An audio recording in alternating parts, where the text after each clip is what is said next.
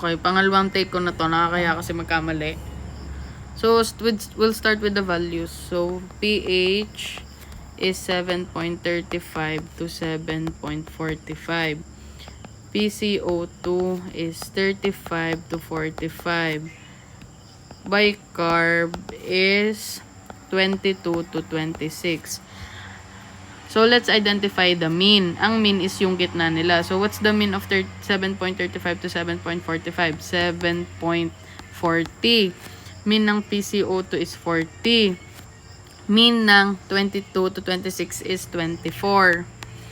So, tandaan nyo, kapag ang pH, kapag pataas ang arrow niya, it is alkalosis. Pag mataas. Kapag naman mababa, acidosis. Same goes with CO2. Kapag kapag pala sa PCO2, kapag mababa siya, kapag mataas siya, acidosis. Kapag mababa, alkalosis. So, inversely proportional sila. Hindi sila same direction. Okay? So, next is yung mnemonics. So, SMORE.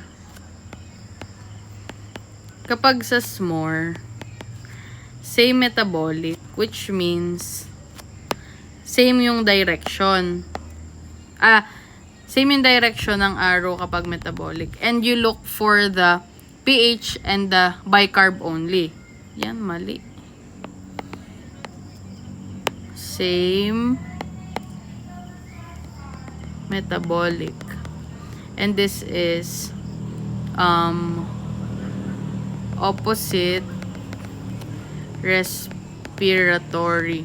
And I forgot ano yung so let's leave this blank. Basta remember the SMORE. Then, ito yon. So, kapag sa metabolic, you look only for the pH and bicarb. Kapag naman sa respiratory, you look for the pH and the PCO2. Kasi 'di ba ang sodium bicarb is processed metabolically and yung CO2 or carbon dioxide sa respiratory siya. So yan lang ang titingnan nyo.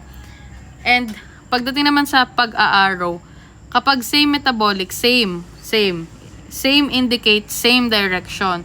So kapag mataas ang pH, mataas ang bicarb, or mababa na pH, mababa na bicarb. Yan, mababa na pH and mababa na bicarb. This means metabolic siya. O, nasa unang part pa lang tayo ha. This is metabolic. Kapag naman dito, opposite respiratory. So, this means na opposite yung direction niya. So, kapag mataas ang pH ng values, tas mababa ang PCO2, tapos mababa ang pH, tas mataas naman ang PCO2, this means ito ay respiratory. Okay, so natapos na tayo dun sa first name. Kasi diba, i-identify mo siya kung respiratory acidosis, respiratory alkalosis. So dito, tapos na tayo dun sa first name. Next thing is kapag yung sa alkalosis, acidosis na. So kapag mag-identify ka kung acidosis or alkalosis, you will look only for the pH only. pH. Remember, only the pH. So, kapag ang pH is arrow up, it means alkalotic siya or alkalosis. But if the arrow is going down, it is acidosis. So, when you identify, madali lang yun. You look for the values, arrow up, arrow down ka lang, and then tingnan mo yung pH, alkalosis ba siya, acidosis, is it going up or is it going down? Then yun, mabubuo mo na yung second name. Then next is yung partially compensated, fully compensated, at saka uncompensated. So, kapag doon, yung third name, kapag fully compensated, this means na normal ang pH mo. Okay? Kapag uncompensated, either of your PaCO2 or CO2 at saka normal na bicarb, uncompensated siya. Either yan or kung alin man ang